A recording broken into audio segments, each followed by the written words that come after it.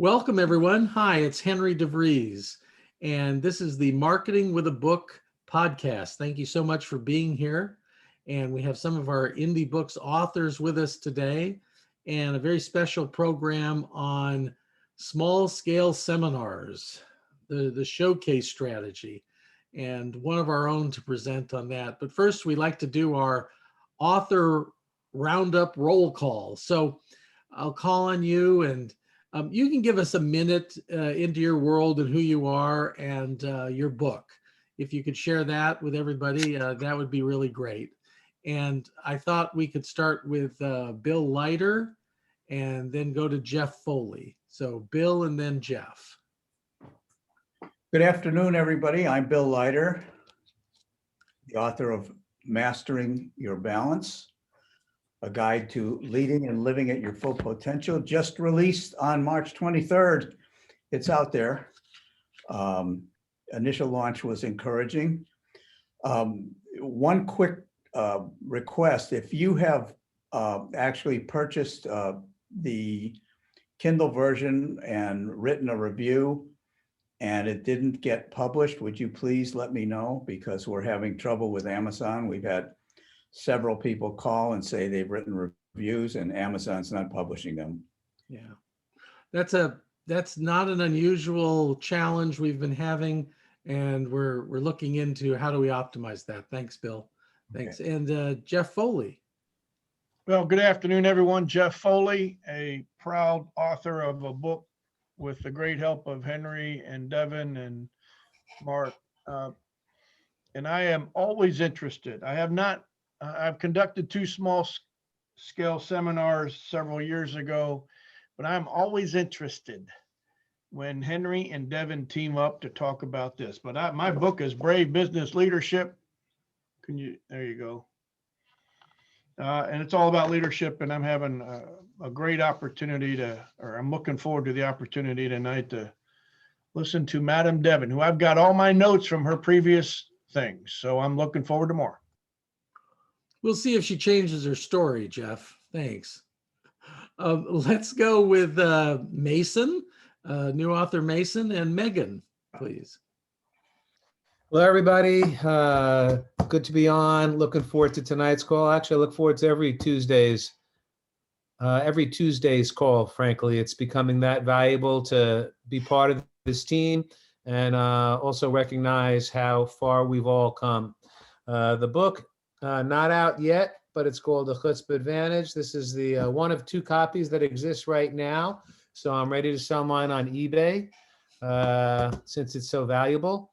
And Devin, looking forward to hearing from you today. Thanks, Mason.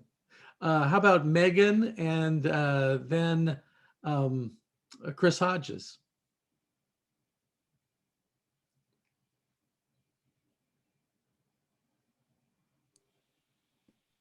Whoops, I just saw I was muted. Hi, I'm Megan Kent. I am almost done with my book. It goes to print like next week or something.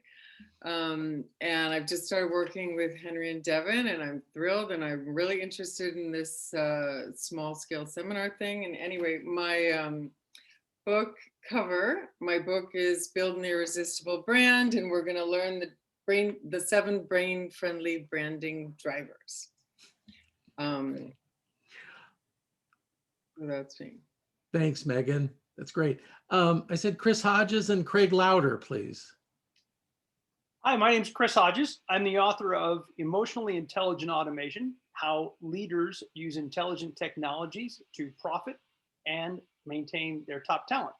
And my book is still in manuscript form, and Henry has been incredibly diligent and patient to work with me through it. Glad to have you on the call. How about Craig Lauder, please? Good afternoon, good evening, everyone. My name is Craig Lauder, and I'm the author of Smooth Selling Forever that Henry and Devin were so instrumental in helping me get published back in 2016. I'm embarked on a process of doing smooth selling or small scale seminars. My goal is to do 4 a month, and it's starting to pay dividends. but I'm really looking for best practices from the team here, and particularly Henry and Devin. Thank you for inviting us. Thanks, Craig. How about Louisa and then Mary?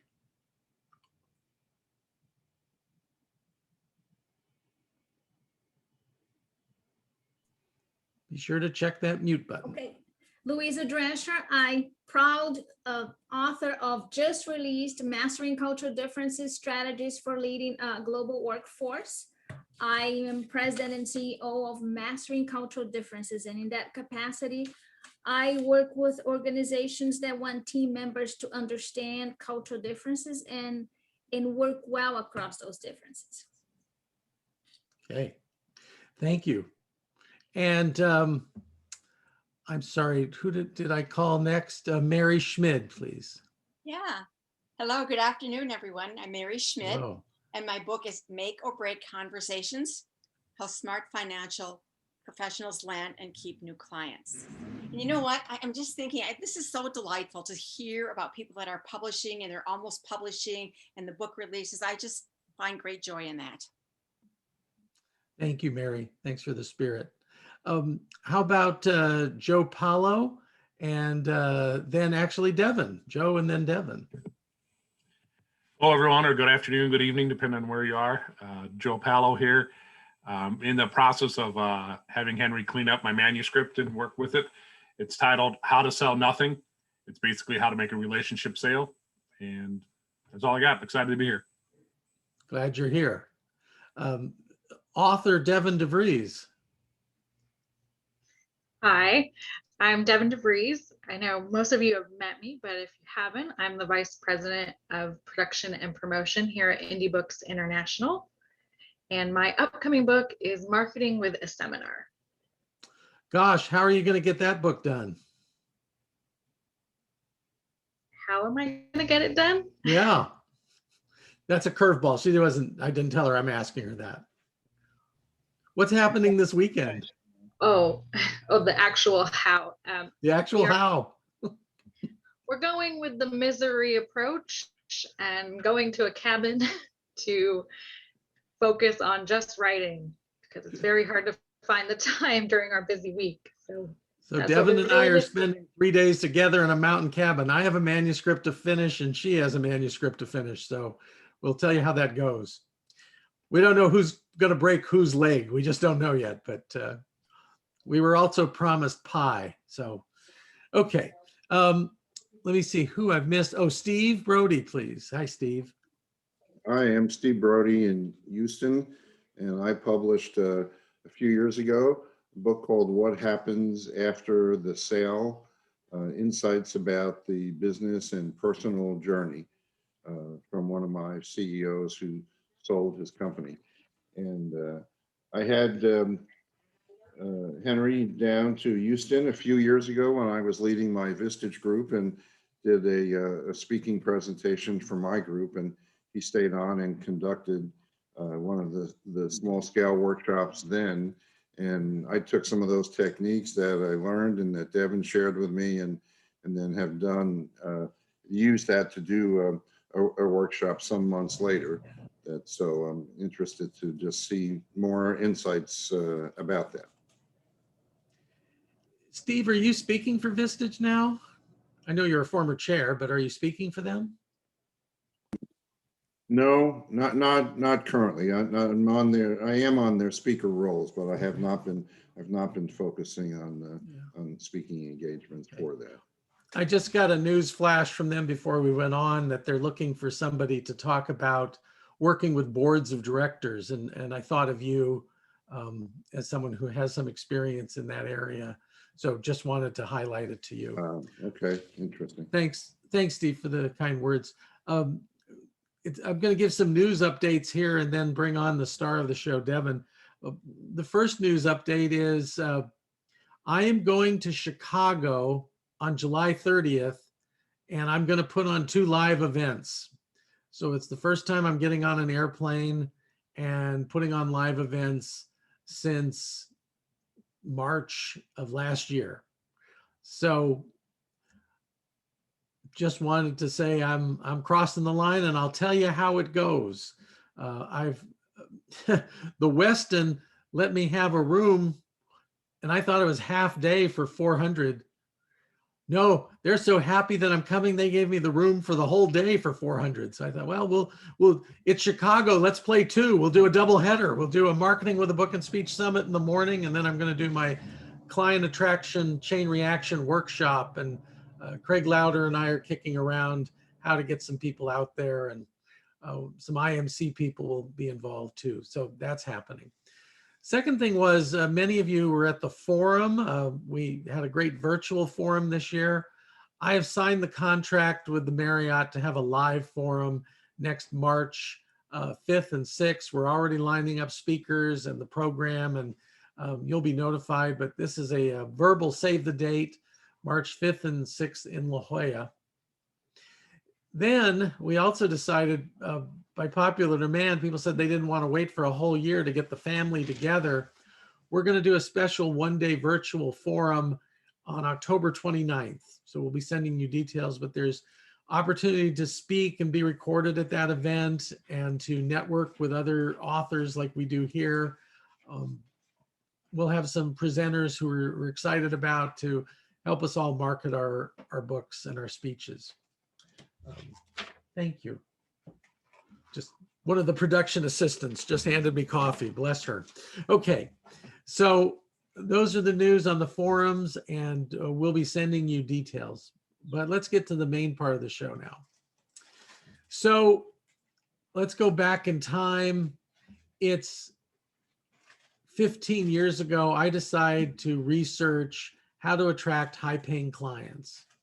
And I started my 10-year, turned into a $3 million research study on how to attract high-paying clients. I have written 10 books about that study. I have turned it into being a business development columnist for Forbes.com, and I continue to research the subject. The number one thing we found, not just for us, but across the board, was small-scale seminars. I didn't invent the idea. I went to a conference in Cancun, and it was for the heads of professional service firms, and they were all gathered. One of the speakers gave a great presentation, and then I saw him eating alone the next day in the ballroom when you got your buffet breakfast. So I went up and asked him if I could interview him there. And that's where he introduced me to the work of Dr. David Maister of the Harvard Business School. And Dr. David Maister studied professional service firms. And I was able to take a page with Dr. Maister's permission from one of his books and make a career out of it, and went diving deep on this. And he was the one that showed me the truth that the number one way to attract clients is with small scale seminars. Some of the great advantages are you control it. You don't have to get somebody else to give you permission to be on their stage. You get to decide when the event is. I just told you, I decided I wasn't invited to go to Chicago. I want to go to Chicago. I want to see a Cubs game. I want to go to a baseball card convention. So since I'm there, let's spend it valuable time and talk to people. I have had great success with small scale seminars in Chicago and New York, much more than from LA. I'm born in LA. They know me in LA. I'm not big news doing LA. I call going to Chicago and New York, the circus is coming to town. I'm this out of town circus that's coming into town for one day, and people got to say, oh, well, should I do that or not? Last year, we went to Zoom because we couldn't travel the country like we had for years. So we started doing Zoominars, and 2 Zoominars a month, and the business grew 20% as a result. Now, I'm not going to go on the road as much as I used to. I am doing a New York City summit in October. One of the reasons why is I'm going to see my granddaughter, Sadie J, in Providence. So since I'm going to be on the East Coast, let's add a day and do a summit there. So I often as Steve Brody said, when I'm invited to go somewhere like Houston, I add a day and put on a summit. But there are many ways to do this strategy.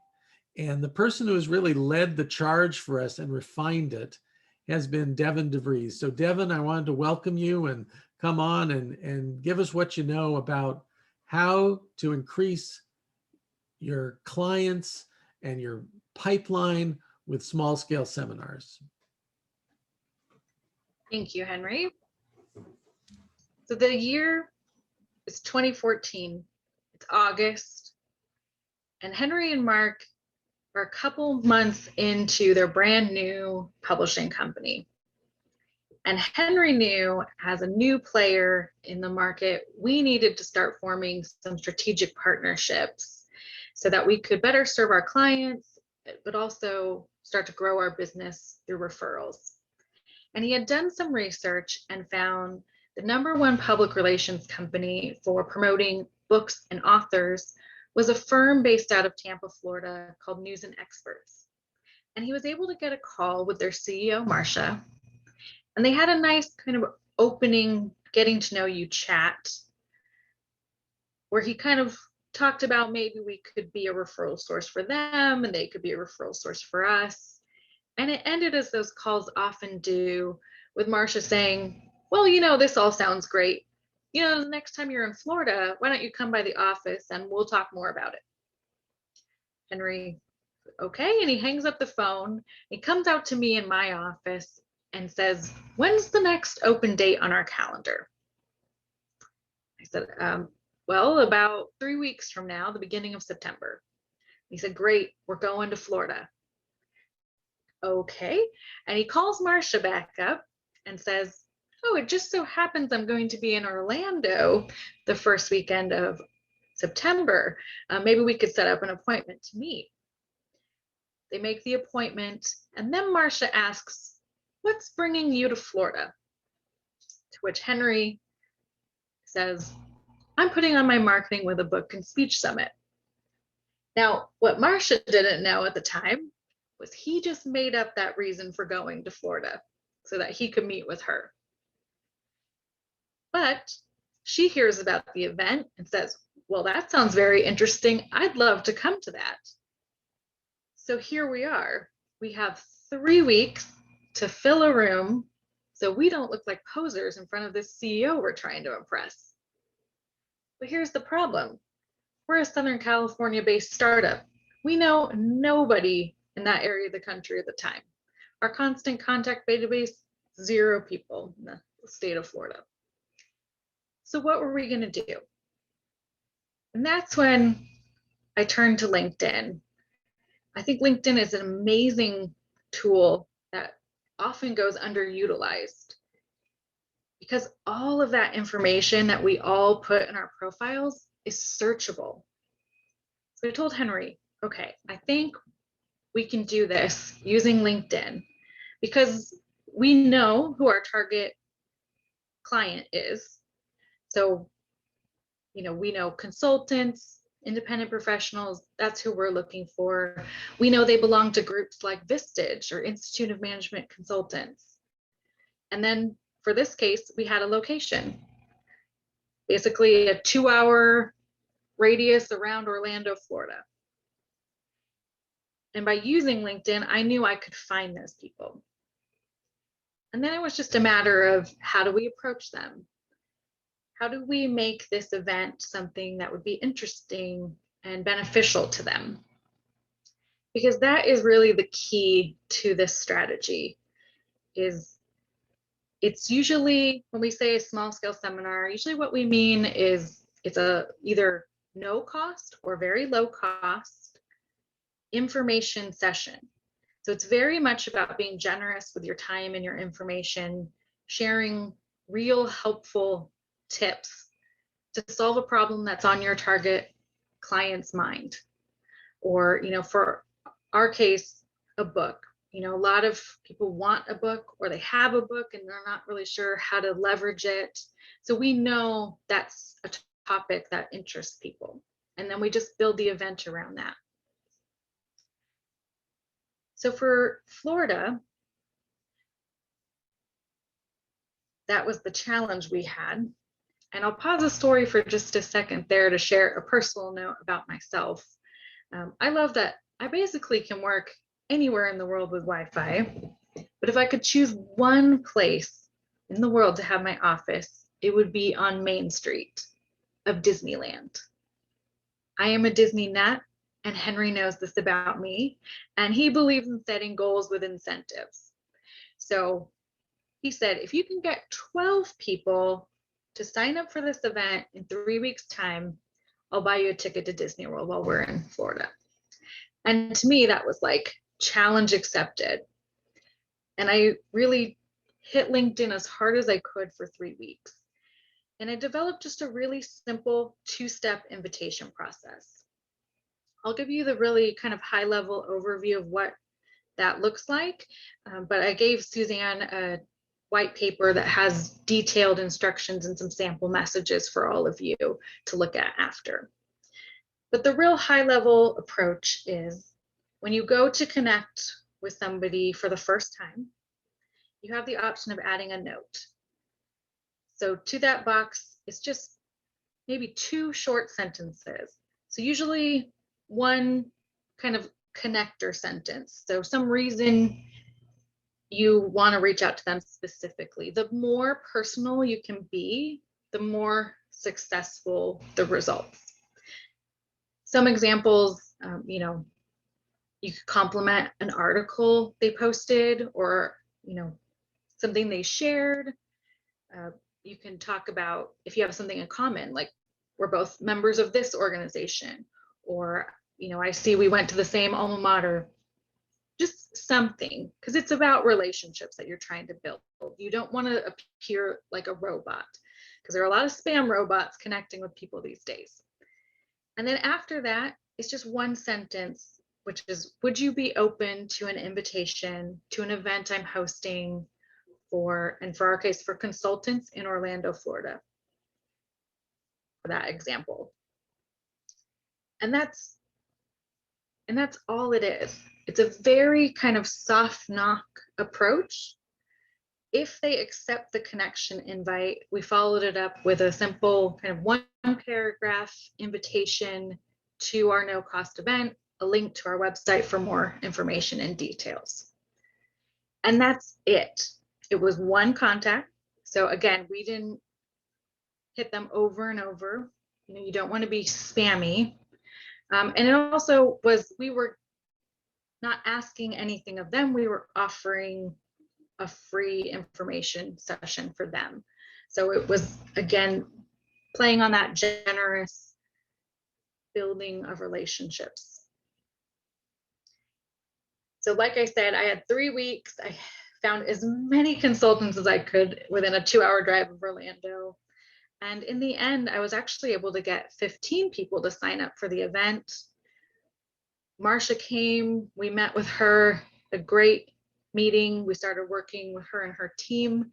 And now here we are 7 years later. It's still a great relationship. She's done amazing things for our authors, getting them, in publications, on radio, local TV, even national TV. And then she's also been a referral source for us. One of our largest contracts to date was a referral from Marsha. And that's great, but it's not even the best part of the story. We wrote business that covered the expense of that whole trip as a direct result of those LinkedIn messages before we even left our offices in California. So what happens with this strategy is you'll get some people that receive the message, and for one person, they said, I can't make that date, but I have been looking for a ghostwriter. Can we have a call? Had a meeting with Henry and ended up hiring him for his book project. And then another one, which is a little bit of a interesting side effect, was this person received the message, said, oh, who is this? Went to Henry's profile to read about him, saw that he was a Vistage speaker, and said, I've been trying to get into the Vistage speaking world. Is that something you could coach me on? And bought 2 coaching sessions. which again isn't even our main business, but is a nice bonus. And like I said, that was all before we even had the event. We know every seminar we do leads to clients. Now, they may not be the exact people in the room, but it could be a referral, somebody that hears it, then they meet somebody down the road that's interested in a book, and they say, hey, you know, I know a guy. I went to his event. He was very helpful in giving information. You should talk to him. And then we've kind of learned over time that they come when the time is right. So we've had people that came to one of our seminars show up a year later and say, I'm ready to do the book now.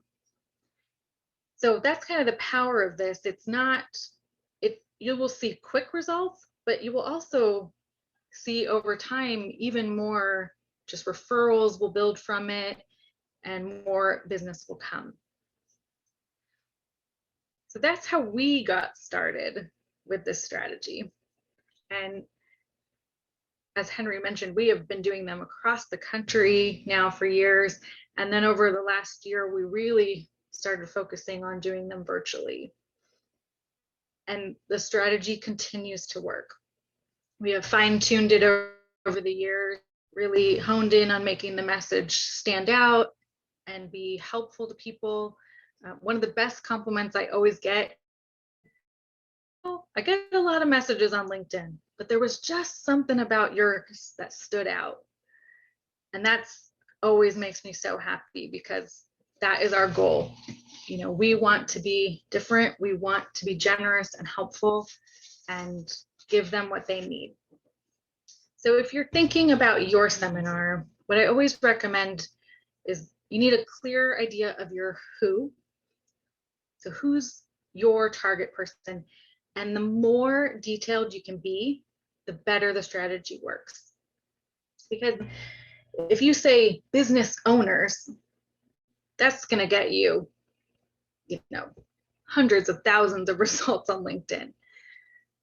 But really, if you can go a little more targeted, that's going to help you with the invitation, because you have only a couple seconds of their attention to grab it. So if you can really make it targeted, so they immediately say, yes, that is me, and this is something that I'm interested in, the better. So try to think, you know, job title, job industry, things like that, that you can really start to filter down the results on. And the second part is the topic. What we find is people are looking to fix problems that they have. They're much more motivated to learn about that, or to know kind of what they're missing out on. So topics that do well, you know, the top 3 mistakes blank make when doing blank, you know, and you insert your who and their area, because people want to know, like, oh, am I making one of those mistakes? I don't want to get, you know, passed by my competitors. So things like that are what's going to start attracting them and jump out as far as the topic for inviting them. And then the biggest part is it's not a sales call. It's not a sales pitch. When you do your presentation, it needs to be real actionable advice to give them. So I'm going to tell you another quick story about one of our authors, Michael Haig, and how he did his, because he had a few concerns that are very common when we teach this strategy that I want to address. So Michael Haig came to us with his latest book, which is Storytelling Made Easy. He is an amazing storytelling expert out of Hollywood. He did script consulting for years, you know, a lot of helping fiction authors with their stories and figuring out how really it's a formula to apply to telling a good story. But he was going after a new audience, which was business professionals. So he wanted to use that same formula that works for fiction and teach business people how to tell stories in their presentations and their marketing materials. And so when he came to us, his big question was, well, how do I find this audience? How do I get in front of these people? And our number one piece of advice was, you need to host your own seminar. Because again, as Henry mentioned, you get to control it. You get to control when, where, and who you invite. Now, Michael came from, doing large workshops and working for universities. So he was always brought into an audience. He never had to fill the room himself, basically. So he was a little concerned about it. We said, it's okay, we will help you with it. We will do this with you and teach you how to apply this strategy. And what we did was similar to Henry going to Houston, he was going to Portland for a conference. So we just added a day onto his trip and decided to focus on marketing professionals as his target. And one of Michael's big concerns with the strategy, though, was, okay, if I do, a 3-hour workshop for free, they're going to come to it, they're going to get all they need, and they're not going to hire me. He was very worried about giving it away, and then nobody would want to hire him for the services.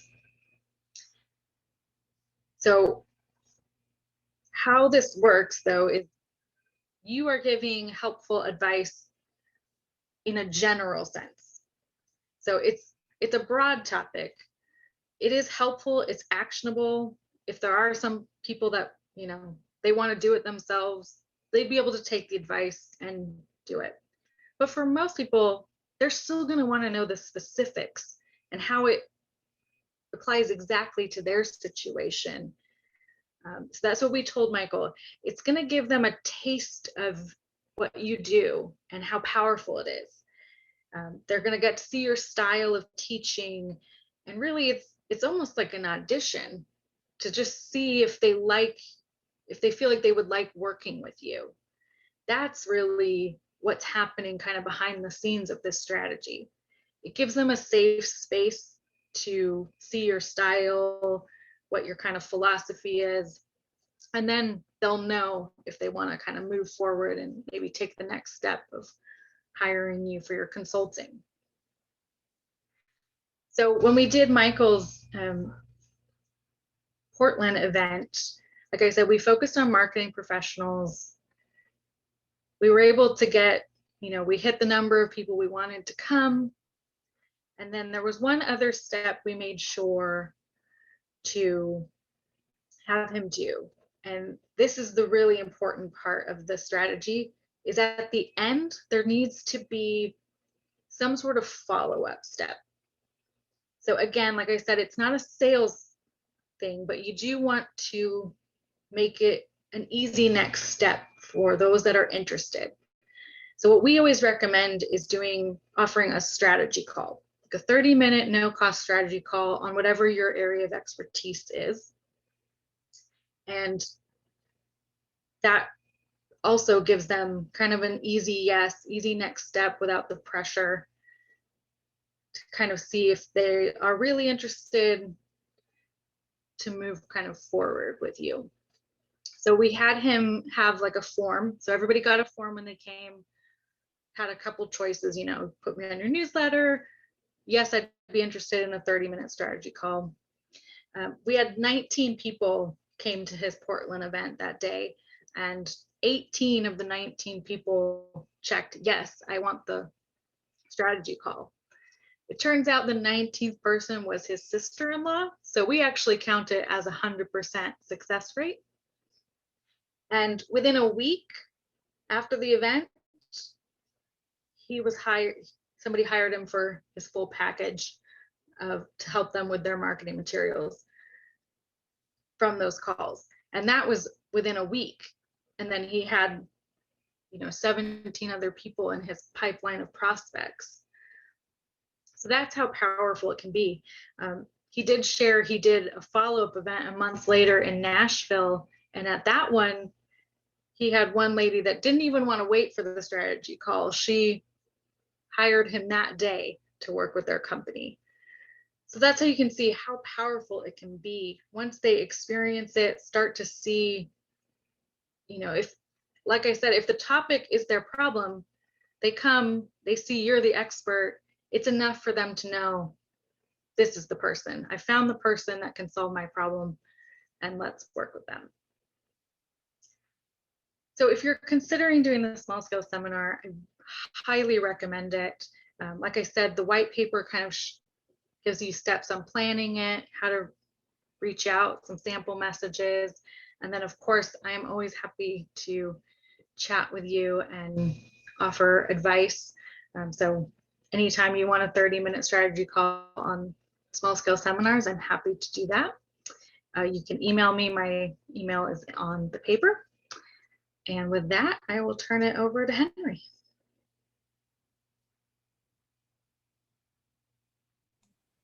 So jazz hand applause for Devin.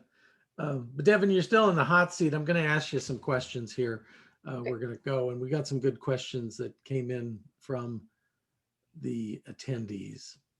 So one question was, do you only use LinkedIn? And what's your response to that? So no, so the first example, because in Florida, we didn't have any other avenues, we did 100% use LinkedIn. And especially in the early days of, of indie books and us doing these seminars, we probably were 80% LinkedIn to fill those rooms because we just didn't have a database yet. Over time, it started to even out to be more kind of 50% LinkedIn, 50% referrals or people from our newsletter list. So it kind of evolved over time. But yeah, I would always recommend if you're doing an event, send it out to your email list. Right now it's virtual, so anybody can come. So that kind of helps.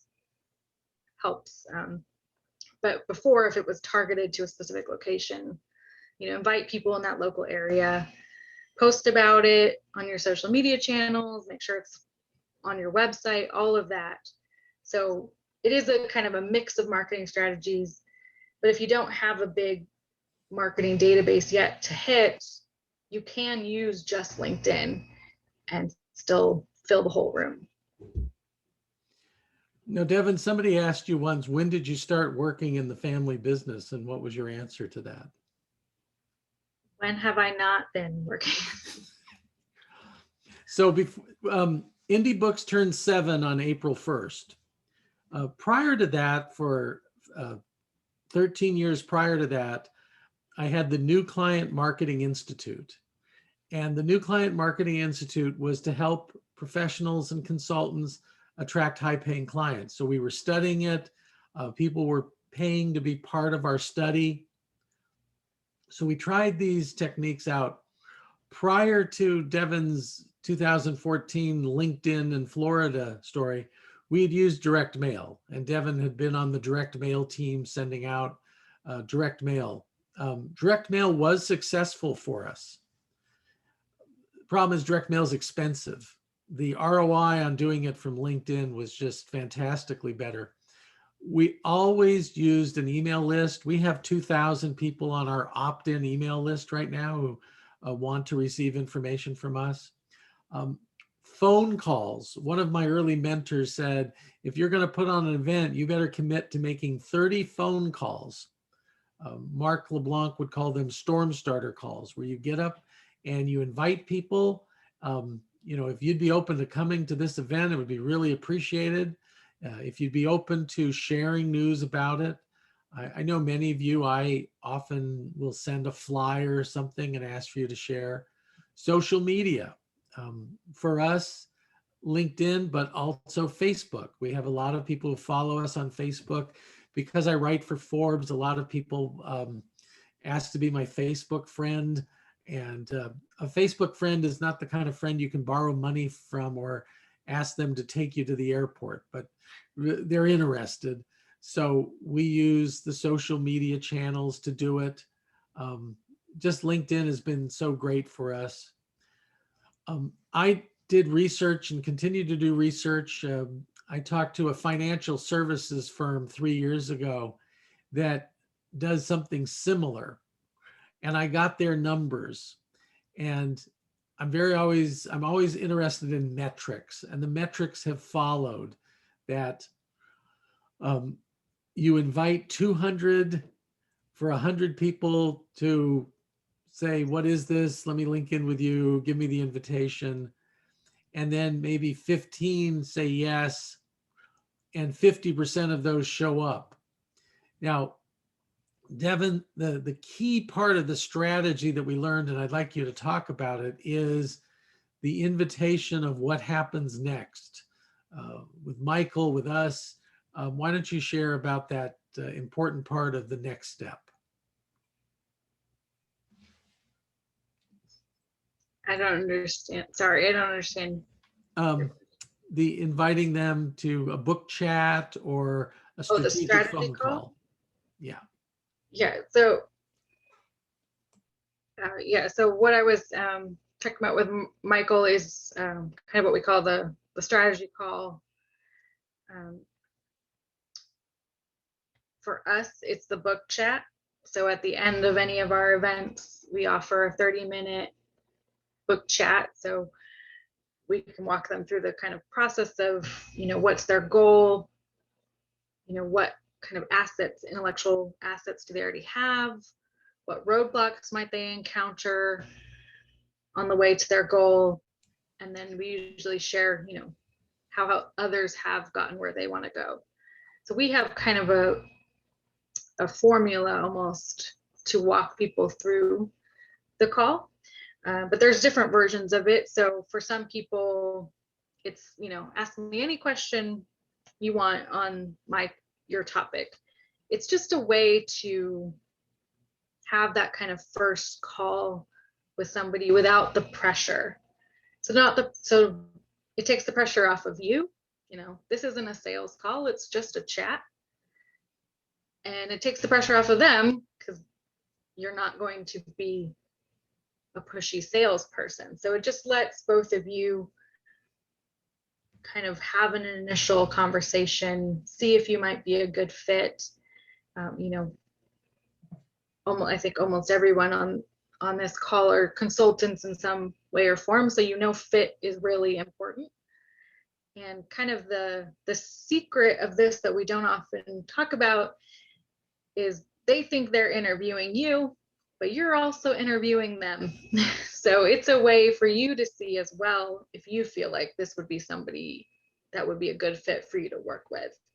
And after you do them for a while, you start to get practice on, you can tell pretty fast. So I know Henry, like about 3 minutes into a book chat, I know he knows if this is somebody that really would be a good fit for indie books, because the questions that we ask, the way they answer them tells us a lot, about their goal. If their goal matches kind of what we know we can do for our clients, then we know we might be a good fit. And if it's a goal that doesn't really match, then we just give them as much helpful information in 30 minutes as we can, and then wish them well. So it's an important step in your kind of offerings to have this. We always make sure we offer it at the end of an event, but also, you can put it on your website, even, in an email. Just offer, if somebody is seeming like they're interested, it's a good first step to have a strategy call. Okay, Devin, this is off the script, but so I jokingly said you've always worked in the family business, but that's not true. You were talk just a little bit about your corporate life and 7 years ago, Mark and Henry visiting you in Seattle and talking about you coming to work here. Could you share just a minute on that? Sure. Yeah. So my work background, I guess you want to call it, is in e-commerce websites. So I spent several years working for large internet retailers like ProFlowers and their family of brands and Zulily.com, working on website optimization. So how to lay out a website to get people to spend more money, basically was the goal of what I did. Very interesting work. There's a lot that people don't even realize they're being guided a certain way when you're shopping a website. But I spent, I don't know, eight or 9 years in that field. And though I loved the work, I wouldn't say I loved corporate America. That kind of cog in a big wheel or big machine. So, but I was up in Seattle at the time working for Zulily, and Henry and Mark came, and they were doing kind of an early version of what is now the Marketing with a Book and Speech Summit. They were doing a kind of their version of that then. And they said, you know, we have this idea to expand, you know, what Henry's already been doing, which is ghostwriting and helping people create their books. But what was happening was then they had a manuscript and they didn't know what to do with it. So there just was a natural need that came out of that, of let's help them publish the book. But they said, we're looking for somebody to handle kind of the back end and the operations. And so they tempted me that way. But I did have one condition, which was, don't make me speak. You're both professional speakers. I don't want to be a professional speaker. I like to be in the back behind the stage. And they said, sure, no problem. We'll never make you do that. And here we are. Also, you didn't want to be a salesperson. And oh, yeah. I just think we needed to share that actually, I think the book chats work better when you do the book chat instead of me. And I wanted to plant the seed with everybody. The process of the strategic call or book chat or whatever you call it is what works, but another person can sell you better than you can. So, you know, Devin can say, well, this sounds very interesting. Let me see if Henry will meet with you, which there is truth to that. Somebody did ask me on a call, and I couldn't keep a straight face. They said, oh, do you work with everybody who you talk to? And I laughed and I said, no, 1 in 4. So we do interview people. The whole plan is not to be the biggest and just take on all comers. So I plant this with you. And if you ever want to talk with me about that strategy, and is there somebody in your future who could help you with those things? There was a question, Devin, I think we should talk about.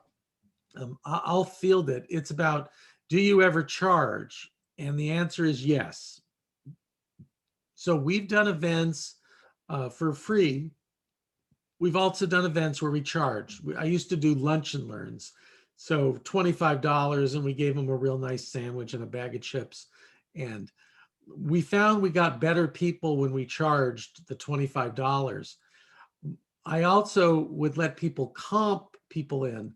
So they were much more excited that they could comp somebody into a seminar where other people had to pay. And we also advertised that in the newspaper, and we advertised that through just all the channels you do, that the event was going on. Some people hired me who never attended the seminar, but they hired me because they knew I put these seminars on. So I had to be an expert. And I interviewed people about why did they choose the $25 event versus the free event. We served the same lunch at both events. It was identical. But the people who paid the $25 said, oh, we knew that the one where you paid would be the better information. So that's just how people think. When we do these for clients and they're after C-level executives, CFOs, CTOs, chief marketing officers, the CEO. We suggest breakfast briefings, and you charge up to like $49. And it's not the money. Actually, the money is more comforting to those people that, okay, it's an event, I pay money, it's on the credit card. They think it'll be less salesy, and it needs to be not a sales presentation, no matter if you charge them or not. But a lot of people are conditioned that free means they're going to get pitched. So that's their quid pro quo. They're trading off their time for getting a sales pitch, which they can ignore. And we always surprise people when there is no sales pitch. There's no offer for 7 weeks of coaching for 5 weeks, or, the 8 DVD set or whatever. We don't do that. We don't recommend our authors do that for good reasons. Now, somebody asked, would we pay people to attend? This is interesting. That's a market research type of question. When we've done focus groups, I've paid people to attend focus groups. But for my informational small scale seminars, no, I've never paid people to attend. So don't do that. I do a lot of workshops where I'll do a 50-50. That's what I'm proposing in Chicago, is that I'm going to split the gate with a group that helps put the event on. So it's a fundraiser for them. I put a little money in my pocket, but the purpose is to get a higher caliber of person who would only come if they paid. There's some people who just won't come to a free event. So you have to know that too. When we went to the free events, we made them invitation only. So you have to be invited to a summit. And that's either because we've gone on LinkedIn and seen who you are, or somebody has recommended that they come in. The first trip to a town, like that first trip to Orlando, and Devin, I love that story because I'm the nemesis villain character in your story. I'm the boss who just on a whim says yes, and then creates a problem for you, and you're the plucky heroine underdog who solves it.